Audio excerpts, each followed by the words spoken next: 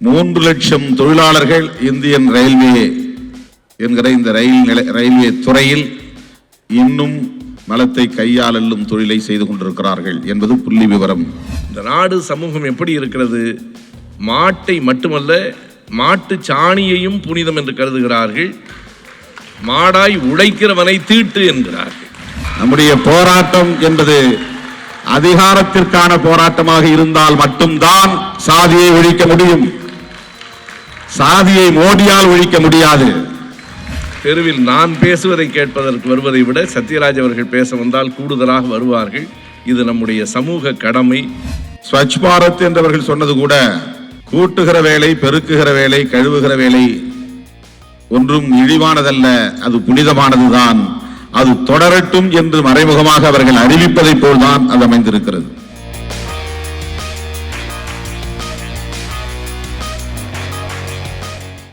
இந்த அரங்கில் கூடியிருக்கிறவர்கள் எல்லோரும் மிகப்பெரிய சாதி எதிர்ப்பு போராளிகள் என்று சொல்ல மாட்டேன், அது ஒரு கூடுதலான சொல்லாக இருக்கலாம். ஆனாலும் இந்த உணர்வு உடையவர்கள் கூடியிருக்கிறோம். இப்படி உணர்வு உடையவர்கள் மொத்த சமூகத்தில் 1 விழுக்காட்டிற்கும் குறைவாக இருக்கிறோம் என்பதுதான் வேதனையான உண்மை. எனவே 99% கூடுதலாக இருக்கிற மக்கள் இது பற்றிய செய்திகளை அறியாமல் இல்லை, இந்த வலியை உணராமல் இருக்கிறவர்களாக இருக்கிறார்கள். வெளி உலகில் என்ன கருதப்படுகிறது என்றால், எஸ்சி என்றால் இடஒதுக்கீட்டில் இடம் கிடைத்துவிடும், நல்லது, இந்த வேலையை செய்துவிட்டு இடஒதுக்கீட்டில் அவர்கள் வாங்கி கொள்ளட்டும், வேண்டாம் என்று நாம் சொல்லவில்லை. இந்த நாடு சமூகம் எப்படி இருக்கிறது? மாட்டை மட்டுமல்ல, மாட்டு சாணியையும் புனிதம் என்று கருதுகிறார்கள். மாடாய் உழைக்கிறவனை தீட்டு என்கிறார்கள். மாட்டு சாணியையும் புனிதம் என்கிறவர்கள் மாடாய் உழைக்கிறவனை தீட்டு என்கிறார்கள். எனவே இது போன்ற நாடகங்களை பொதுமக்களிடம் கொண்டு போக வேண்டும். கண்டிப்பாக 2.5 மணி நேரம் பொது இடங்களில் நடத்த முடியாது. சின்ன சின்ன பிரிவுகளாக பிரித்து ஒரு 10 நிமிடம் 15 நிமிடம் தெரு நாடகங்களாக இதனை கொண்டு செல்ல வேண்டும். பொதுக்கூட்டங்கள் போட்டு மக்கள் முன்னிலையில் இந்த செய்தியை பேச வேண்டும். என்னை போன்றவர்கள் எந்த நேரம் அழைத்தாலும் நாங்கள் பேசுவதற்கு வருகிறோம். எங்கள் பேரவையின் சார்பிலும் இது போன்ற கூட்டத்தை பொதுக்கூட்டமாக நடத்த வேண்டும் என்று நான் நினைக்கிறேன். அப்படி நடத்துகிற போது நண்பர் சத்யராஜ், சமுத்திரக்கனி போன்றவர்கள் வந்தால் கூடுதலாக மக்கள் வருவார்கள். தெருவில் நான் பேசுவதை கேட்பதற்கு வருவதை விட சத்யராஜ் அவர்கள் பேச வந்தால் கூடுதலாக வருவார்கள். இது நம்முடைய சமூக கடமை, கண்டிப்பாய் செய்வோம். 3 லட்சம் தொழிலாளர்கள் இந்தியன் ரயில்வே என்கிற இந்த ரயில்வே துறையில் இன்னும் மலத்தை கையால் அள்ளும் தொழிலை செய்து கொண்டிருக்கிறார்கள் என்பது புள்ளி விவரம் கூறுகிற உண்மை. இது அல்லாமல் கிராமப்புறங்களில் ஜமீன்தார்கள், வடமாநிலங்களில், தமிழகத்தில் இப்போது நாம் அப்படி காணவில்லை. ஆனால் 20 ஆண்டுகளுக்கு முன்பு நான் மதுரையிலே பந்தல்குடி என்கிற இடத்தில் பார்த்தேன். அதிர்ச்சியாக இருந்தது. இன்னும் ட்ரை லெட்ரின் இருக்கிறதா என்று கேள்வி எழுப்பினேன். 90களின் தொடக்கத்தில் இருந்தது. உலர் கழிப்பிடம், அதாவது தண்ணீர் ஊற்றி சுத்தம் செய்ய முடியாது. உட்காருவதற்கு இடம் வைத்திருப்பார்கள். உட்காருகிறவன் உட்கார்ந்த பிறகு எழுந்து போய் விடுவான். ஆனால் அதை சுத்தம் செய்வதற்கு தண்ணீரை ஊற்ற முடியாது. ஃப்ளஷ் அவுட் என்பது கிடையாது. அதுதான் உலர் கழிப்பிடம். இந்தியாவில் வடமாநிலங்களில் இன்றைக்கும் ஜமீன்தார்களின் இல்லங்களில், பெரிய நிலக்கிழார்களின் இல்லங்களில் அது இருக்கிறது. ஆகவே மலத்தை மனிதன் கையால் அள்ளுகிறான் என்பது இந்த தேசத்திற்கு தலைக்குனிவு என்று நான் நாடாளுமன்றத்திலே பேசியிருக்கிறேன்.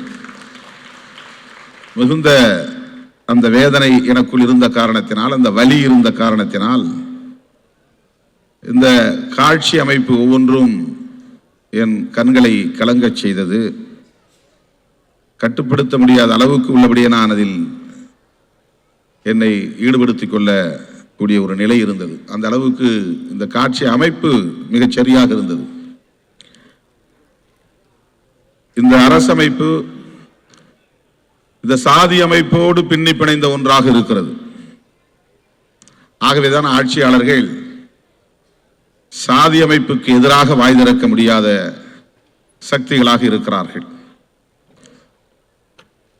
எத்தனையோ புதிய தொழில்நுட்பத்தை கண்டறிந்து இந்த அரசை, இந்திய அரசை வல்லரசாக ஆக்கப் போகிறோம் என்று மோடி உறுதிமொழி எடுத்துக்கொண்டு செயல்பட்டுக் கொண்டிருக்கிற வேளையில் இந்த மனித மலத்தை, மனிதனை அல்லும் அவலத்தை துடைப்பதற்கு அவர்கள் கிஞ்சித்தும் கவலைப்படவில்லை. ஸ்வச் பாரத் என்றவர்கள் சொன்னது கூட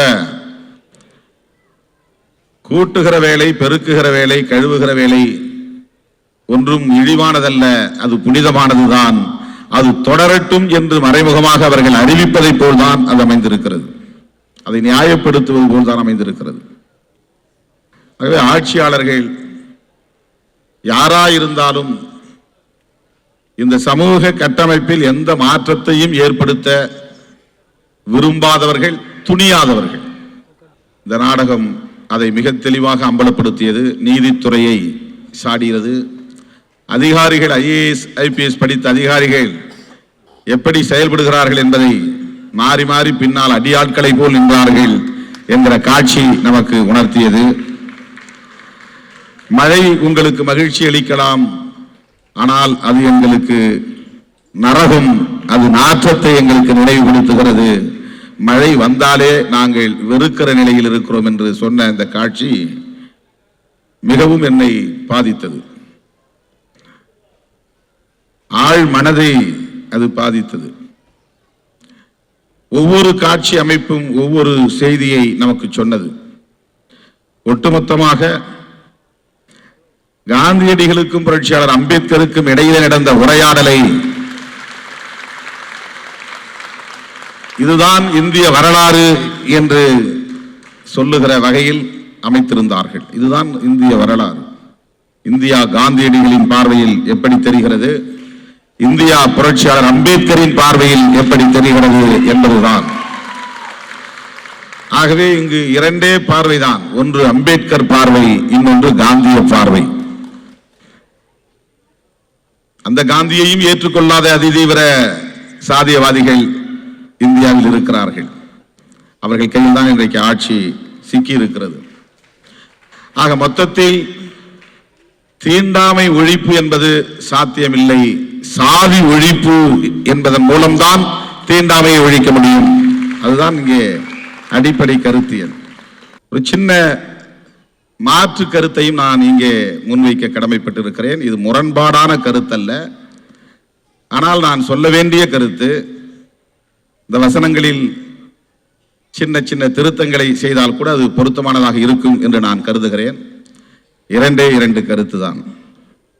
ஒன்று, தோழர் செல்வா பேசுகிற போது என்று கருதுகிறேன், அவர் சொன்னார், நாங்கள் சொத்துக்காகவோ அதிகாரத்திற்காகவோ இந்த போராட்டத்தை நடத்தவில்லை, எங்கள் மாண்புகளை பாதுகாப்பதற்காகத்தான் போராட்டம் நடத்துகிறோம் என்று சொன்னார்.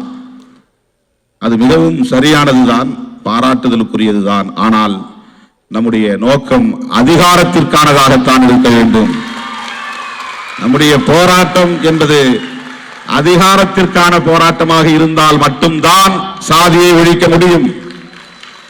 சாதியை மோடியால் ஒழிக்க முடியாது, அம்பேத்கரியத்தால் தான் ஒழிக்க முடியும், காந்தியத்தால் ஒழிக்க முடியாது.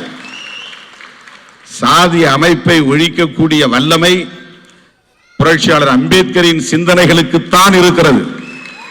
அதனால்தான் ராம்நாத் கோவிந்தை குடியரசுத் தலைவர் வேட்பாளராக அறிவித்த அரை மணி நேரத்தில் விடுதலை சிறுத்தைகள் அதற்கு எதிர்ப்பு தெரிவித்தோம். அவர் RSS இயக்க தொண்டரே தவிர அம்பேத்கர் சிந்தனையாளர் அல்ல. ஆகவே அவரை நாங்கள் தலித்தாக கூட ஏற்றுக்கொள்ள முடியாது என்று உடனடியாக எதிர்ப்பு தெரிவித்ததற்கு அதுதான் காரணம். ஆகவே ஒடுக்கப்பட்டவர்கள் அரசியல் அதிகாரத்தை வென்றெடுக்க வேண்டும் என்பதாகத்தான் நம்முடைய ஒவ்வொரு அசைவும் அமைய வேண்டும், ஒவ்வொரு நகர்வும் அமைய வேண்டும். அதுதான் சாதி ஒழிப்புக்கான ஒரு வழிமுறை, ஒரு ப்ராசஸ். அரசியல் சக்தியாக இந்த ஒடுக்கப்பட்டவர்கள் மாற வேண்டும், அதிகாரத்தை வென்றெடுக்கக்கூடிய வலிமையை இவர்கள் பெற வேண்டும், அதிகாரத்தை கைப்பற்ற வேண்டும். இங்கே எல்லா வேலைகளும் சாதியின் பெயரால் ஏற்கனவே தீர்மானிக்கப்பட்டு விடுகிறது. திறமை இங்கே கவனத்தில் எடுத்துக் கொள்ளப்படவில்லை என்கிற வசனம். இதுதான் சமூக நீதிக்கு எதிரானவர்களின் வாதமாகவும் இருக்கிறது. தகுதி திறமை என்பதுதான் சமூக நீதிக்கு எதிரான சிந்தனையாளர்களின் வாதமாக இருக்கிறது. ஏன் தாழ்த்தப்பட்டவன் என்பதற்காக நீ அவனுக்கு முன்னுரிமை தருகிறாய்? ஏன் பிற்படுத்தப்பட்டவன் என்பதற்காக சாதி அடிப்படையில் முன்னுரிமை தருகிறாய்? சாதி அடிப்படையில் தரக்கூடாது, தகுதி திறமை அடிப்படையில் தான் வேலை வாய்ப்பையும் அதிகார பகிர்வையும் தர வேண்டும் என்று அவர்களும் வாதிடுகிறார்கள். அந்த வாதத்திற்கு நம்முடைய இந்த வசனங்கள் வலு சேர்ப்பதாக அமைந்துவிடும்.